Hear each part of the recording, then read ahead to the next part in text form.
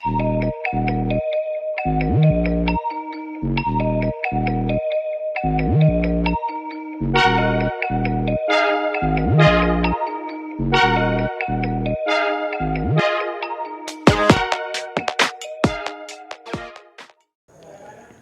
Students, welcome to Sigma File. आज हम लोग एक नई क्लास इंटीग्रल्स की स्टार्ट करते हैं और ये इंटीग्रल्स का हमारा है थर्ड पार्ट।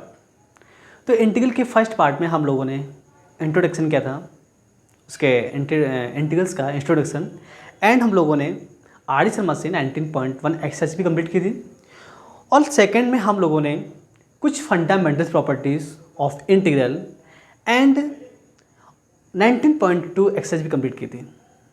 उस 19.2 एक्सरसाइज में हम लोगों ने, ऐसा नहीं है कि सभी क्वेश्चंस किए थे, हम लोगों ने वही क्वेश्चन किए थे जो इंपॉर्टेंट थे और कहीं कहीं अदर क्वेश्चन के कंपेयर में थोड़े से टफ थे। टफ नहीं कह सकते हैं, थोड़े से मतलब कि उनसे हल्के से मतलब कि कॉम्प्लिकेटेड थे कंपेयर टू अदर क्वेश्चंस। तो आज बात करेंगे हम लोग एक नई एक्सरसाइज 19.3 जो है आर डी शर्मा से। तो 19.3 में हम लोगों पे सबसे पहले तो एक टॉपिक होता है सब्स्टिट्यूशन। तो इस सब्स्टिट्यूशन को हम लोग स्टार्ट करेंगे और सब्स्टिट्यूशन को स्टार्ट करने से पहले हम लोगों को डेरिवेटिव की नॉलेज होनी चाहिए। और डेरिवेटिव अगर हम लोग इंटीग्रल पढ़ रहे हैं दैट मीन्स हम लोगों ने डेरिवेटिव्स पढ़ रखे हैं। हम लोगों ने 11th में डेरिवेटिव्स पढ़े थे और मुझे कुछ नहीं फॉर्मूले बेस पे, मतलब मुझे डेरिवेटिव्स के फॉर्मूले लर्न होने चाहिए, मुझे कुछ खास नहीं चाहिए, मुझे बहुत बड़े बड़े डेरिवेटिव्स नहीं करने यहाँ पर, ठीक है। तो आज हम लोग बात करेंगे सब्स्टिट्यूशन की।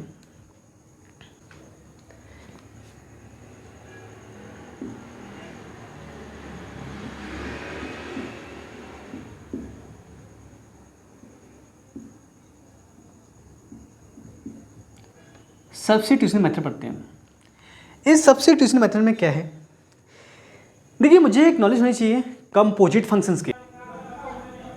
कंपोजिट फंक्शन या हम लोग कंपोजिट फंक्शन बोल सकते हैं और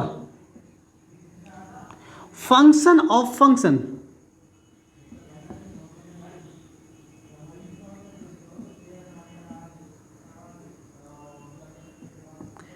function of function, composite function और फंक्शन ऑफ फंक्शन, कुछ ही बोल सकते हैं हम लोग।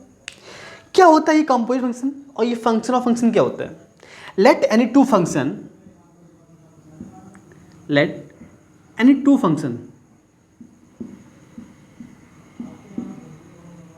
क्या फंक्शन हमारे पास f x is equal to x square, another function is gx is equal to x plus 2. These are two function of x. देखिए अगर हम फाइंड करते हैं f gx is equal to कितना जाएगा हमारे पास, ये हो जाएगा x plus 2 the whole square, ठीक है। तो ये जो होगा हमारे पास f x plus 2 is equal to x plus 2 the whole square. This function of x plus 2, this function of x plus 2। देखिए अब यहाँ पर देखिए ये फंक्शन जिसका होता है वो फंक्शन अगर किसी फंक्शन का भी फंक्शन है that means this function is a composite function और function of function. So here तो ये जो हो गया हमारे पास क्या हो गया, function of function, that means composite function.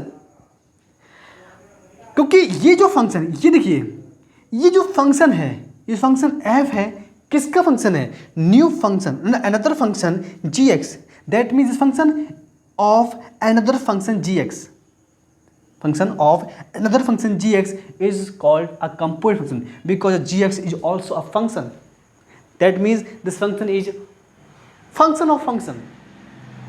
That's very complicated. Listen, not complicated. Listen, function is fx, another function gx. We find the function of gx. We find the function of gx That means the function f of the function gx. So here f is the composite function. We can say the function of function. नहीं समझ में आया, wait a minute. F x को क्या क्या बोलते हैं? The function of x. This is the function of g x. The function of x, the function of g x. G x is also function. That means function of function. That means composite function. ये हमारे पास एक composite function की छोटी सी definition है. आज हम लोग इसको यूज़ करेंगे और देखते हैं कैसे इसमें हम लोग यूज़ करेंगे और इंटीग्रल्स को कैसे फाइंड करते हैं. ठीक है, तो आज लिए हम स्टार्ट करते हैं. देखिए, late any function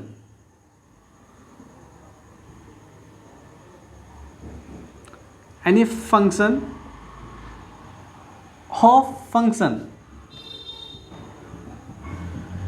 let any function of function is f a x plus b. हम लोगों ने एक फंक्शन को लेट किया है. Let any function of function, ये इंपॉर्टेंट है. Function of function is f a x plus b. देखिए यहाँ पर जो फंक्शन है वो किसी अनदर फंक्शन का फंक्शन है. वो अनदर फंक्शन क्या है? A x plus b. क्या है यहाँ पर? A x plus b. That means function f is a function of another function a x plus b. मुझे इसका इंटीग्रल फाइंड करना है और इस इंटीग्रल में फर्स्ट मेथड हम लोग पढ़ेंगे. वो जो फंक्शन होगा, यह जो फंक्शन f है, f इज अ फंक्शन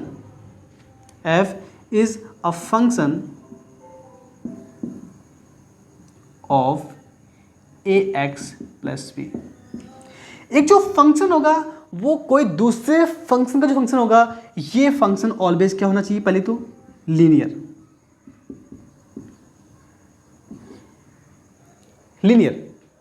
ये लीनियर इक्वेशन होनी चाहिए. जो लोग फर्स्ट मेथड पढ़ने वाले हैं वो, ठीक है. F a x plus b. अब यहां पर ए और एक्स इसके करते हैं. अब मुझे फाइंड करना है integral of function. That means function of function मतलब कि integral of f a x plus b d x. मुझे ये फाइंड करना है. ध्यान देना, जब कभी फंक्शन किसी अनदर फंक्शन जो कि लीनियर है, ध्यान देना कि ऐसा फंक्शन जो किसी अनदर फंक्शन का है,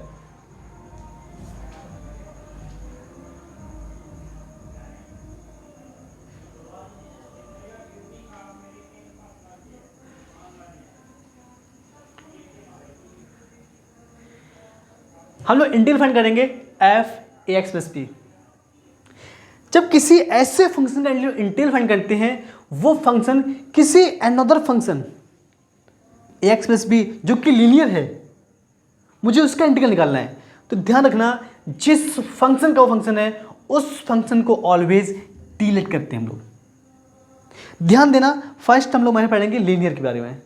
एक इसमें है लीनियर में, ठीक है. देखो क्या है ये. अब क्या करें हम लोग? लेट करते हैं. यहां पर आकर हम लोग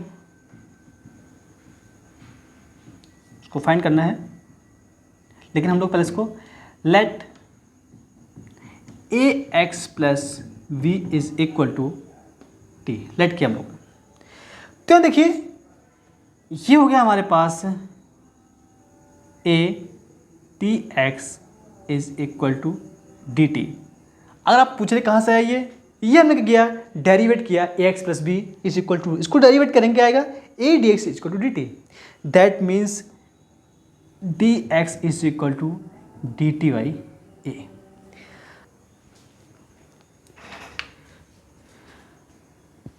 यहाँ पर मुझे सभी वैल्यू को सब्स्टिट्यूट करना है, इसलिए हम लोग बोलेंगे इसको सब्स्टिट्यूशन। ठीक है, तो सब्स्टिट्यूशन क्या हमारे पास है, a x is equal to t and d x is equal to d t by a. अगर हम इसको देखते हैं तो ये हो जाएगा 1/a एफ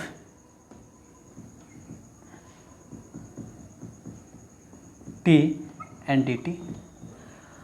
इसको हम लोग टी के रिस्पेक्ट में तो इंटीग्रेट कर सकते हैं ना। अब तो सिंपल हो गया, अब तो ये सिंपल हो गया ना। अब उसको टी के रिस्पेक्ट में करके सॉल्व कर लेंगे हम लोग उसको। ठीक है, तो ये हमारे पास क्या हो गया, सब्स्टिट्यूशन का एक छोटा सा मेथड था। ठीक है,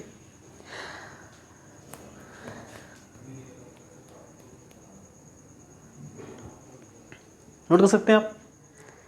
ऐसे हम लोग अब करेंगे, कुछ क्वेश्चंस करेंगे। ठीक है, एक बार इसको हम लोग समझ देखते हैं इसके बाद। Again, let any function of function is the f a x plus b. So f is a function of a x plus b. ध्यान देना, जो फंक्शन होगा ये किसी अनदर फंक्शन जो कि लीनियर होगा। ये हम लोग सब्स्टिट्यूशन का फर्स्ट फॉर्म पढ़ रहे हैं, ध्यान रखना। ऐसा नहीं है कि ऑलवेज होगा, अभी आगे बढ़ेंगे तो कुछ नया फॉर्म मिलेगा मुझे। अभी जो बात कर रहे हैं, जो फंक्शन होगा किसी अनदर फंक्शन जो कि लीनियर है, उसका मुझे क्या निकालना है, इंटीग्रल। और जिस फंक्शन का भी ये फंक्शन होगा उस फंक्शन को लेट करेंगे हम लोग टी। इतना ध्यान रखना बस, और कुछ नहीं, बाकी सब मैं करूँगा। अब जैसे कि हमारे पास 19.3 एक्सरसाइज जो है उसकी क्वेश्चंस की बात करते हैं। 19.3 एक्सरसाइज है, आर डी शर्मा से है, कोई नया नहीं है। अब देखिए यहाँ पर मुझे फंक्शन दे रखा है, मुझे उसका इंटीग्रल निकालना है 2x - 3 whole to the power 5 plus square root of 3x + 2। ये क्वेश्चन हमारे पास है। क्या करेंगे, एंड dx। हम लोगों ने फंडामेंटल प्रॉपर्टी पढ़ी थी, उसके हिसाब से देखते हैं अगर हम, तो ये होगा 2x - 3 power 5 and dx plus integral of, देखिए स्क्वायर रूट, मैंने आपको बताया था कि square root of a that means a to the power half. We can write the form of this, that means 3x + 2 to the power half dx। अब देखिए आपने ऐसा कोई फॉर्मूला नहीं पढ़ा हुआ है, ठीक है।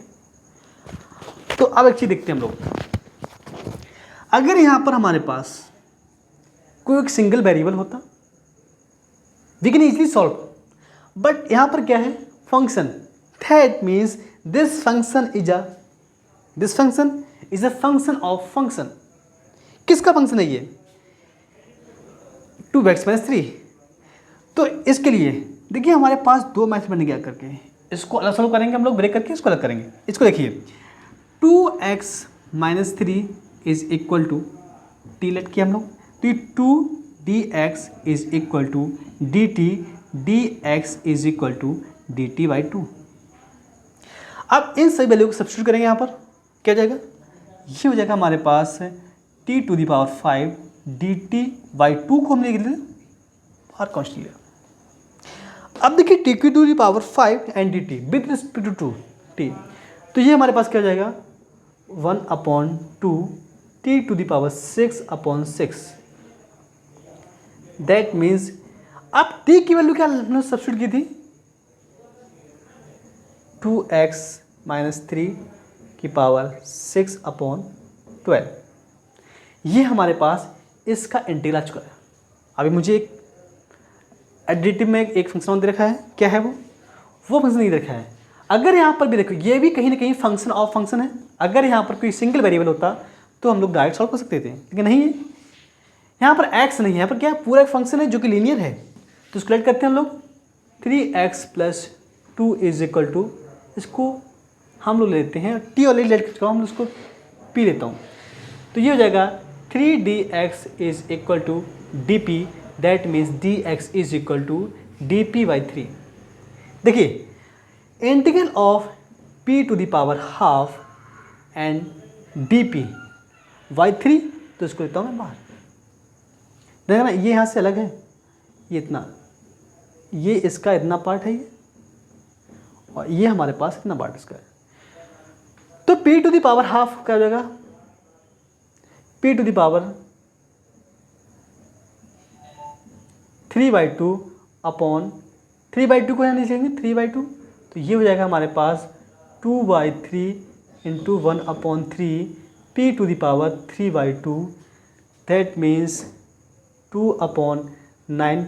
p लेट किया था हम लोगों ने 3x + 2 टू द पावर 3/2। देखिए एक इंटीग्रल हमारे पास ये है और एक हमारे पास फर्स्ट वाले का ये है, और सेकंड का इंटीग्रल हमारे पास जो सेकंड फंक्शन था उसका ये है।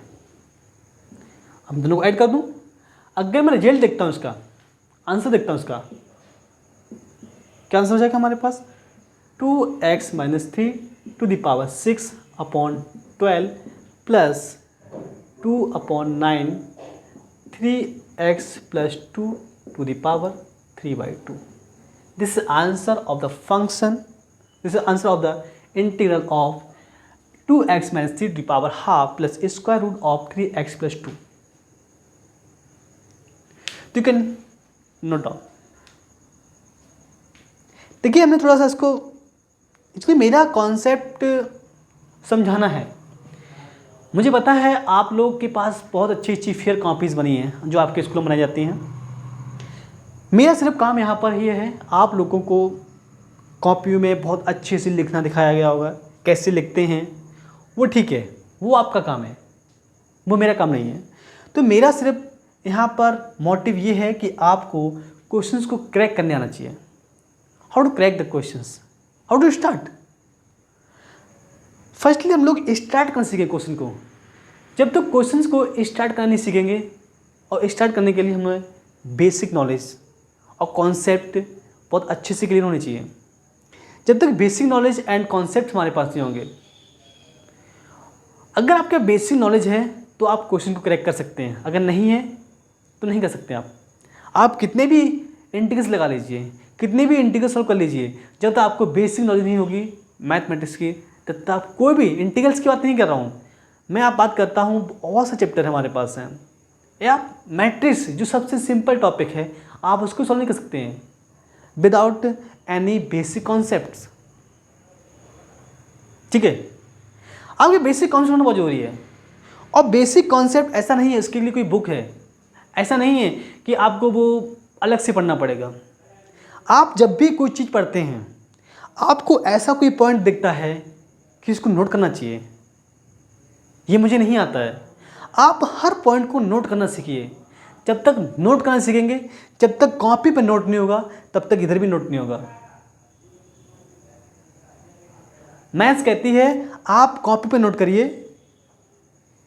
मैं इधर नोट हो जाऊंगा।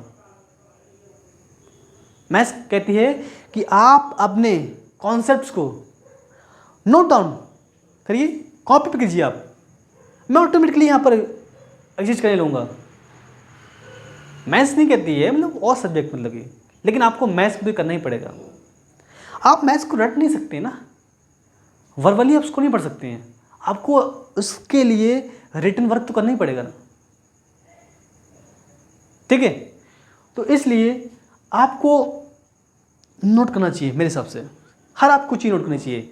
जब तक आपको लगेगा कि बहुत सिंपल क्वेश्चन है, आ गया, इन केस यही क्वेश्चन आपको एग्जाम में फंस गया, तो आपके दिमाग में एक ही चीज़ आएगी, वो होगा कि काश उस दिन नोट किया होता तो कुछ तो दिमाग में। एक्चुअली जब नोट करते हैं ना तो हर स्टेप को नोट करते हैं हम लोग ना।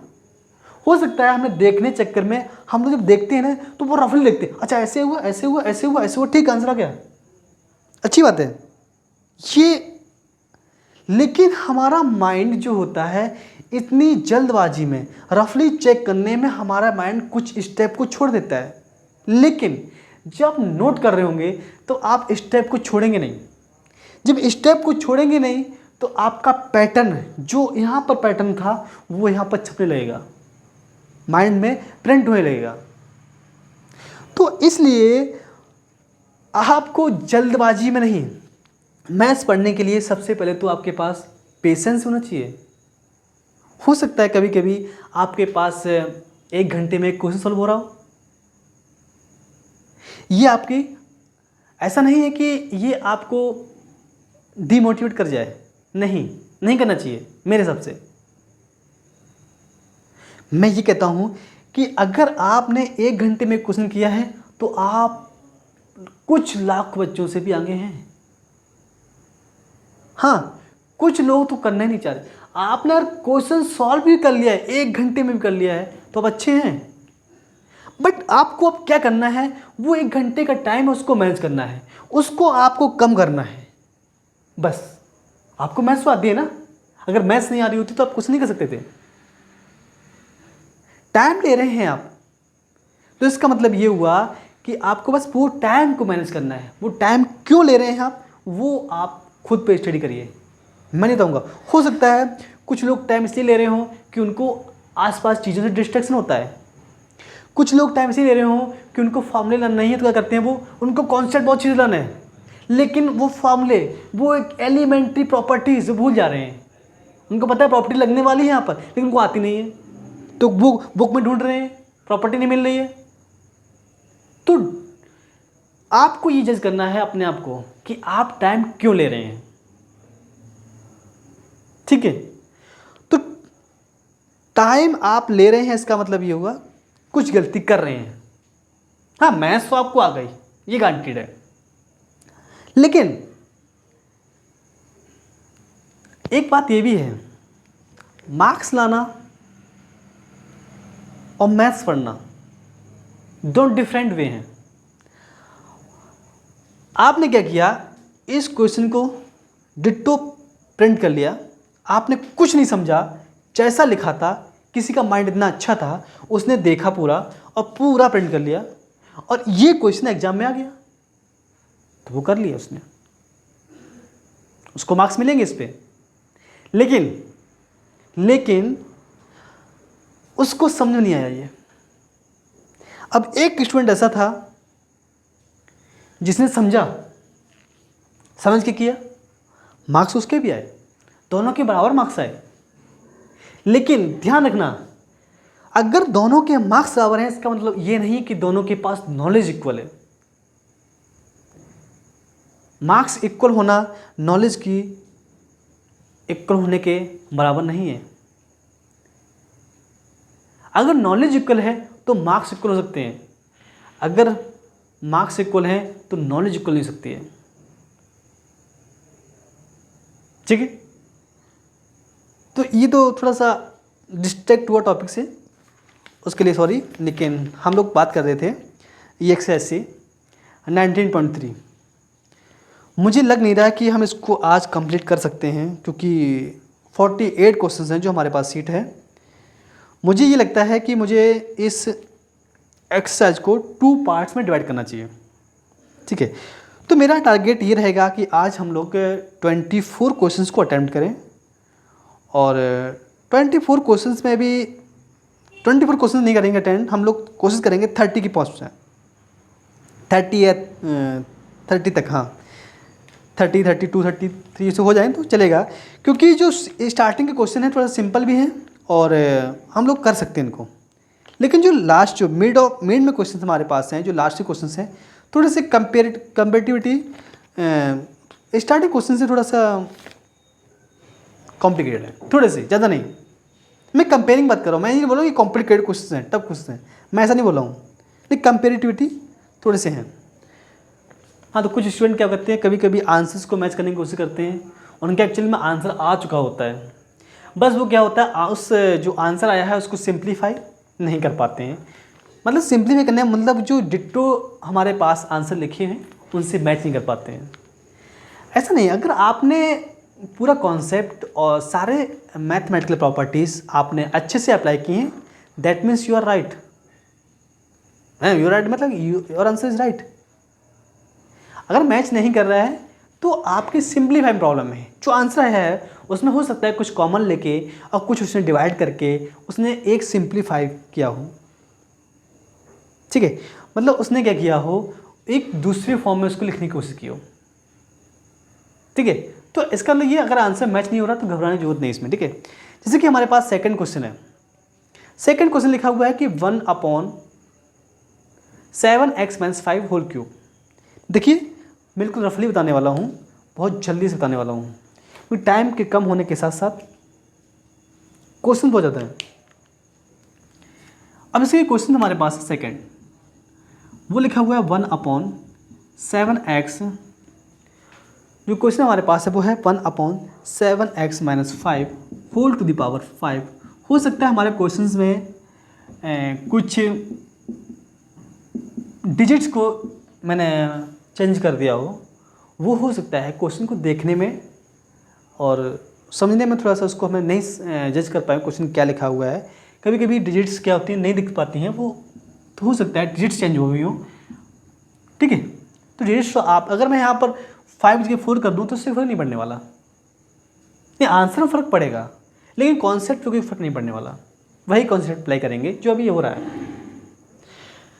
तो अब देखिए मैं इसकी बात करूँ, अगर इस फंक्शन में अगर हम 7x-5 को टी करता हूँ तो ये बनेगा आकर के हमारे पास 1/t⁵ मैं डायरेक्ट करने की कोशिश कर रहा हूँ, लेकिन इसको अगर ब्रेक कर लें हम लोग, ये इसको dx plus n d x, उसको फंक्शन को ब्रेक कर दिया। अब देखिए थोड़ा अच्छे लिखते फंक्शन को, अच्छा एक बार 1/7x, अब मैं भूल भी गया क्या था कि -5 था, ठीक है, फंक्शन dx एंड ये dx, ठीक है, ये फंक्शन हमारे पास है, इसको हमने क्या किया ब्रेक कर दिया। ब्रेक करने के बाद फंक्शन ये बना करके, पहले क्या था फंक्शन हमारे पास this function plus this function, हमने क्या किया इसको फंडामेंटल प्रॉपर्टी से हमने इसको ब्रेक किया। अब देखिए अगर हम इस फंक्शन को ही लिखा हुआ है हमने क्या किया इसको टी किया कि 7x-5 is equal to t, that mean 7dx is equal to dt y, तो dt y कुछ नहीं है dt हो जाएगा, ठीक है। एंड तो ये हो जाएगा हमारे पास 1/t⁵ एंड dt बाई 7 मतलब कि 1/7, दैट मीन्स अब देखिए इसको लिख सकते हैं 1/7 and t⁵ and dt। You can apply what x⁵n, n is the -5, you can apply also x⁵n, so x⁵n is equal x⁵n integral of x⁵n is x⁵n plus 1/n plus 1 plus c। हाँ एक चीज़ होती है, जो answer था last का answer, first answer जो था उसमें हम लोगों ने सी नहीं लिखा था, वो इसको ऐड कर लेना, ठीक है, आंसर लिखा था हमने प्लस सी, वहाँ पर लिखना भूल गया था मैं, ठीक है, उसको ऐड कर लेना, ठीक है। तो इसमें अप्लाई कर लेंगे हम लोग। अगर सेम यहाँ पर 5x-2 को कुछ नया फंक्शन ऐड करता मैं, अगर मान लो पी ऐड करता तो ये होता p⁵, ऊपर जाता तो p⁵, you can apply also x⁵n, ठीक है। तो एक्चुअली क्या है ना, हम लोग सारे क्वेश्चन लगाने की कोशिश नहीं करेंगे क्योंकि सारे क्वेश्चन मोस्टली सेम ही हैं, कुछ अलग हैं। आप मुझे जैसे कि अगर कोई क्वेश्चन आपको नहीं आ रहा है तो आप मुझे बोल सकते हैं, आप मुझे मतलब कि कमेंट बॉक्स में अपना क्वेश्चन नंबर डाल दें और किस बुक से है ये डाल दें, मैं आपका आंसर दूंगा।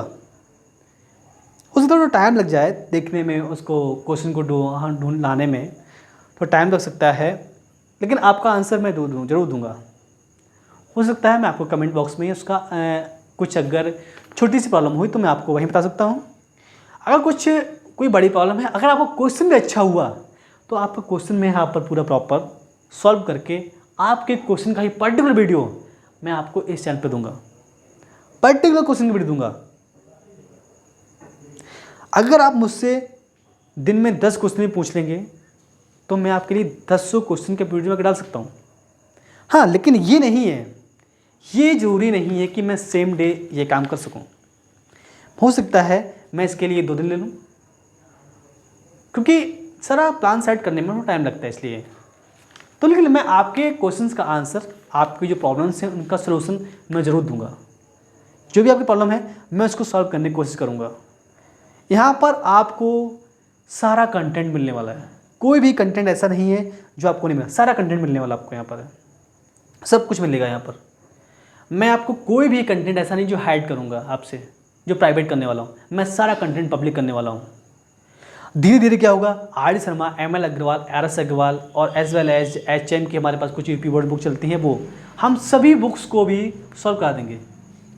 उन्हें टाइम लगने वाला है क्योंकि ये काम एक साथ नहीं हो सकता है, क्योंकि आप खुद देख रहे हैं कि इस एक्सरसाइज में 48 क्वेश्चन हैं और अभी तक सिर्फ 2 ही क्वेश्चन सब हो पाए हैं, और ये भी मैंने आपको समझाया है। तो आप मुझे क्वेश्चन सॉल्व करिए, आप मुझसे पूछिए, ठीक है। अब देखिए जैसे कि क्वेश्चन हमारे पास है, थर्ड क्वेश्चन हमारे पास भी और सेम है, और फोर्थ क्वेश्चन भी। अब देखिए फोर्थ क्वेश्चन देखते हैं हम लोग। फोर्थ क्वेश्चन हमारे पास भी बहुत सिंपल क्वेश्चन है। अब देखिए फोर्थ क्वेश्चन देखते हैं हम लोग। फोर्थ क्वेश्चन हमारे पास भी बहुत सिंपल क्वेश्चन है। फोर्थ क्वेश्चन में आपसे मैं यही पूछता हूँ, आप क्या कर सकते हैं उसमें। एक पहले तो अपनी जनरल अप्रोच जो तुम्हारे पास है आप भूल जाइए, इंटीग्रल सॉल्व कर रहे हैं कि डेरिवेटिव सॉल्व कर रहे हैं। आपके दिमाग में ये होना चाहिए कि आप मैथ सॉल्व कर रहे हैं। अगर मैथ सॉल्व कर रहे हैं तो आपका दिमाग होल मैथ्स पे चलना चाहिए। अगर आप दिमाग में फीड कर लिया you are solving integrals, that means your mind is bonded in integral. अब आप इंटीग्रल से बाहर सोच नहीं पा रहे हैं, आपका माइंड क्या हुआ, बाउंड कर गया। कहाँ तक कर गया, इंटीग्रल्स के, जो इंटीग्रल का रीजन होगा उसमें बाउंड कर गया, उसके बाद वो सोच ही नहीं पा रहा है। ऐसा नहीं, मैं आपसे कह रहा हूँ अगर आप कोई भी क्वेश्चन सॉल्व कर रहे हैं आप मैथ्स को लेकर सॉल्व करिए। आप ये सोचिए कि मैं मैथ्स को सॉल्व कर रहा हूँ, ना कि इंटीग्रल, ना कि मैट्रिक्स, ना कि डिटरमिनेंट, डेरिवेटिव्स, एप्लीकेशन। आप एक पर्टिकुलर टॉपिक को लेके नहीं सोचिए, मैथ्स को सॉल्व कर रहे हैं आप। जब हम मैथ्स को सॉल्व करेंगे ना तो आपका माइंड मैथ्स पे हो जाएगा, लेकिन ध्यान रखना आपका माइंड मैथ्स पे बाउंड नहीं होगा, क्योंकि मैथ बाउंडेड नहीं है। क्या है, मैथ्स बाउंडेड नहीं है, तो आपका माइंड कैसे बाउंड हो सकता है, नहीं ना। जब आपकी सोच मैथ्स पे है, मैथ्स बाउंड है नहीं, तो इसलिए आप ये सोचिए मैथ्स सॉल्व कर रहे हैं, ना कि इंटीग्रल डेरिवेटिव सॉल्व कर रहे हैं। अब ये क्वेश्चन हमारे पास है x+3 upon x+1 to the power 4 and dx।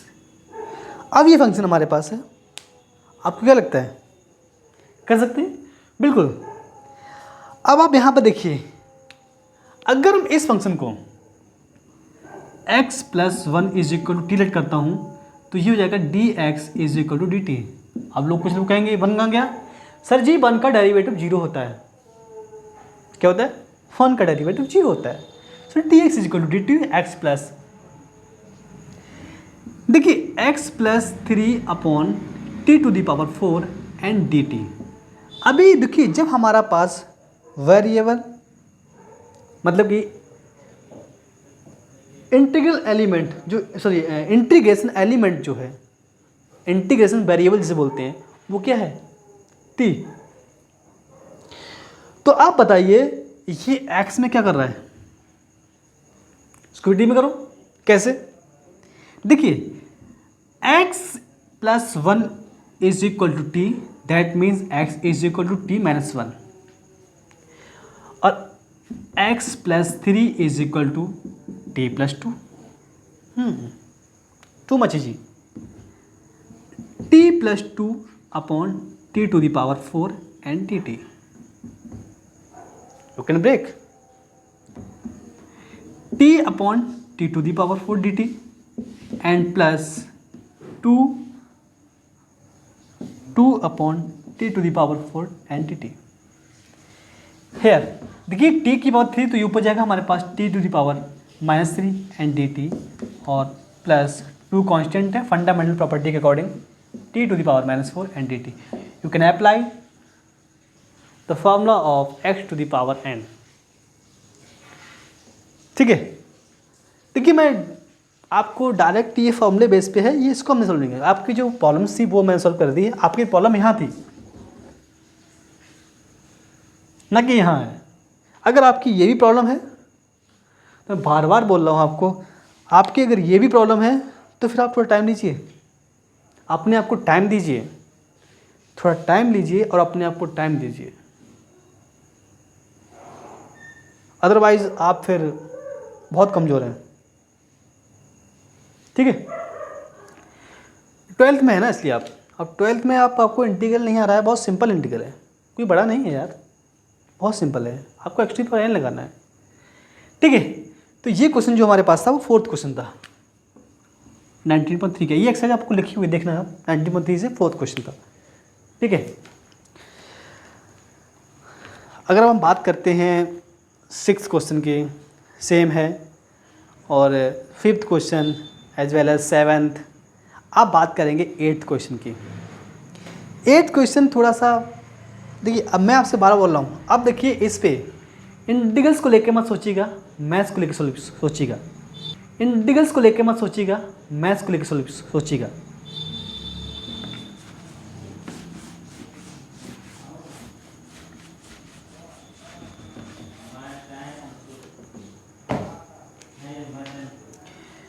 ये क्वेश्चन नंबर 8 कह रहा है कि 1/√x+1 plus square root of x.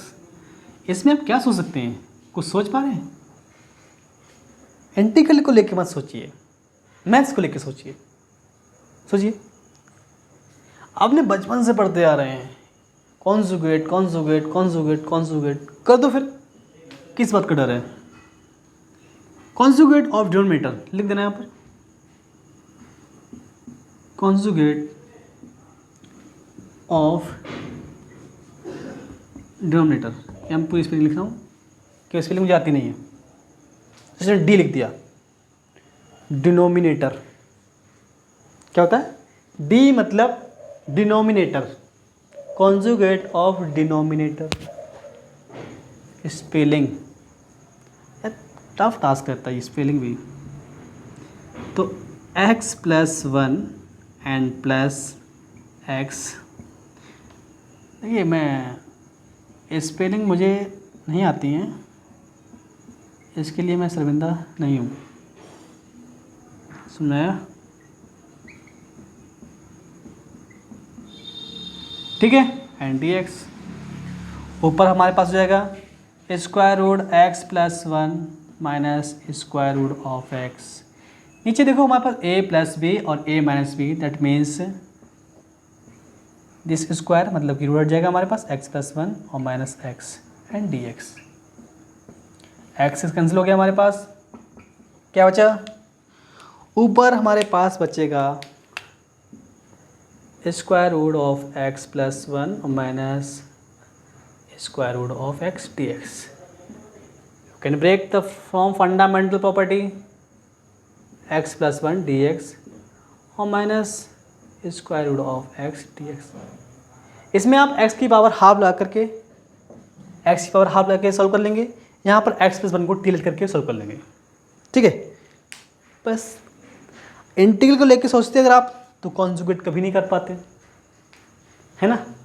तो मैथ्स को लेकर सोचिए, मैं बार बार बोल रहा हूँ, मैथ्स को सोचिए, इंटीग्रल्स को नहीं सोचिए। तो सेम क्वेश्चन जो हमारे पास है वो है 9th और 10th, तो ये मतलब 5th 6th के अकॉर्डिंग है। 11th 12th 13 सेम, 14 भी सेम है, 15 क्वेश्चन देखिए।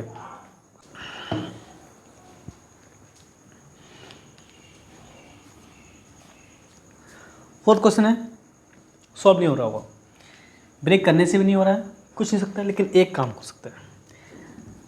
यू कैन अप्लाई x⁴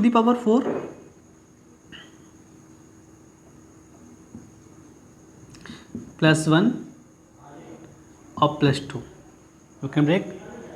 तो ये हो सकता है हमारे पास, सॉरी एक -1 एंड +4 x² +1 एंड dx। वो मैंने इसलिए किया था क्योंकि मुझे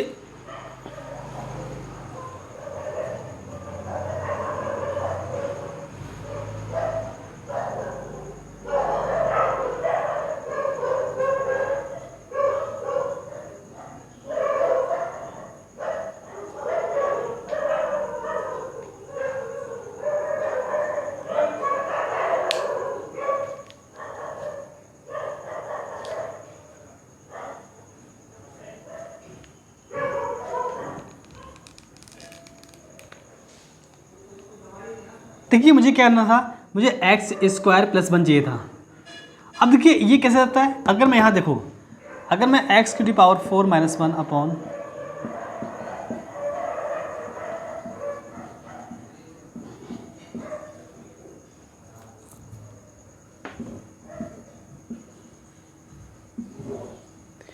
देखिए मैंने क्या किया था, -1 इसलिए किया था और -1 +1 इसलिए किया मैंने क्योंकि मुझे चाहिए था एक्स स्क्वायर प्लस 1 ताकि मैं इसको कैंसिल कर सकूँ। तो कैसे आएगा ये एक्स स्क्वायर, देखिए अगर मैं इसको लिखना चाहूँ तो ये एक्स स्क्वायर की स्क्वायर -1 का स्क्वायर मतलब a plus b a minus b, तो ये बनेगा हमारे पास आकर के x square plus 1 and x square minus 1 upon x square plus 1। इसलिए मैंने इसको डिवाइड किया और मैंने इसको मतलब कि सेपरेट कर लिया इसको 1 upon 1 plus x square and d x. अब देखिए ये कैंसिल हो गया हमारे पास, एक्स स्क्वायर माइनस 1 इसका इंटीग्रेट करना है मुझे and plus 4 and 1 upon 1 plus x square and d x. तो ये जिसका हम लोग ब्रेक करेंगे तो ये एक्स स्क्वायर का डायरेक्ट इंटीग्रेशन एंड 1 का इंटीग्रेशन एंड प्लस 4 इसका ये लिखा हुआ फॉर्मूला डायरेक्ट, ये लिखा हुआ है tan इनवर्स x का फॉर्मूला लिखा हुआ है बस, ये x³ y3 minus x plus 4 tan inverse x plus c, that's answer. ठीक है, तो हम लोगों ने 15 क्वेश्चन किए हैं और 16 क्वेश्चन सेम है, तो हम लोग 16 तक रखते हैं। इसमें अलजेब्रिक क्वेश्चन सारे हो चुके हैं, अलजेब्रिक 16 तक अलजेब्रिक हैं, वो सारे क्वेश्चन अलजेब्रिक। अब 17 से स्टार्ट होते हैं ट्रिग्नोमेट्रिक। अब ये हम लोग बात करेंगे नेक्स्ट क्लास में, और आज के लिए मैं 16 तक रखता हूँ, नेक्स्ट क्लास में बात करूँगा 17 to 48, और नेक्स्ट क्लास जल्दी होगी। और उसके साथ में एक क्वेश्चन था आपसे, क्या क्वेश्चन था लास्ट में आप लोगों से क्वेश्चन था कि integral of x to the power n and d x is equal to x की power n plus 1 upon n plus 1 plus c, ये हमारे पास फॉर्मूला होता है। तो मैंने आप लोगों से ये पूछा था कि n की वैल्यू किसके लिए एग्जिस्ट नहीं करेगी, ये फॉर्मूला मतलब कह सकते हो, सॉरी n की वैल्यू, ये हमारे पास एक फॉर्मूला है। और आप लोगों से मैंने ये पूछा था कि जो n की वैल्यू है इस फार्मूला में क्या एग्जिस्ट नहीं करेगी, मतलब n की वैल्यू किस n की वैल्यू के लिए ये फार्मूला वैलिड नहीं होगा। ये फार्मूला आया था यूपी बोर्ड में, 1 मार्क्स का है, बहुत सिंपल क्वेश्चन था। तो अब बताइए मुझे n क्या होना चाहिए। देखिए n यहाँ पर कुछ भी हो सकता है पॉजिटिव नंबर, लेकिन एक नंबर ऐसा है जो नहीं हो सकता है। क्या, अगर हम x की पावर -1 लेता हूँ तो मुझे x की power -1 plus 1 upon -1 plus 1 plus c, that means ये हो जाएगा x की पावर 0, वो ठीक है, और नीचे भी 0 हो जाएगा प्लस सी, मतलब 1 upon 0 plus c. 1 upon 0 is not defined, मतलब ये हुआ कि अगर ये चीज़ 0 हो जाएगी तो ये डिफाइन होगा ही नहीं। अच्छा, ये 0 किस पे होगी, n plus 1 is equal to 0 n is equal to -1 लिखिए आगे डायरेक्ट। क्या बड़ा बात, क्या बड़ी बात थी, आपको देखना था किस पे एग्जिस्ट नहीं करेगा ये। अगर डिनोमिनेटर किसी का 0 हो गया दैट मीन्स वो फंक्शन एग्जिस्ट नहीं करेगा। तुमने क्या किया, डिनोमिनेटर्स कर लिया, n प्लस 1 को 0 कर लिया तो n इज इक्वल टू -1। एक मेथड हमारे पास ये भी है, एग्जिस्ट नहीं किया, ये हम मुझे पता था, इसलिए मैंने n की वैल्यू डायरेक्ट -1 ले ली। यहाँ देखिए n plus 1 is equal to 0 n is equal to -1, ये n की वैल्यू एग्जिस्ट नहीं करेगी, किसके लिए, इस फॉर्मूले के लिए। ठीक है, तो आज के लिए हम इतना ही रखते हैं और हम लोग मिलते हैं नेक्स्ट क्लास में। तब तक के लिए अपना ख्याल रखिएगा, ठीक है, और हम मिलते हैं नेक्स्ट क्लास में। Thank you. तो हम लोग नेक्स्ट क्लास में बात करेंगे भाई, हम लोग कुछ क्वेश्चन बचे हुए हमारे पास हैं, 32 क्वेश्चन बचे हुए हैं, क्योंकि 16 क्वेश्चन हो चुके हैं, 48 क्वेश्चन हैं, तो 32 क्वेश्चन बचे हुए हैं, नेक्स्ट क्लास में कवर कर लेंगे। आज थोड़ा सा टाइम हो गया क्योंकि टॉपिक बताना था और इसलिए, ठीक है, तो थैंक यू आज के लिए।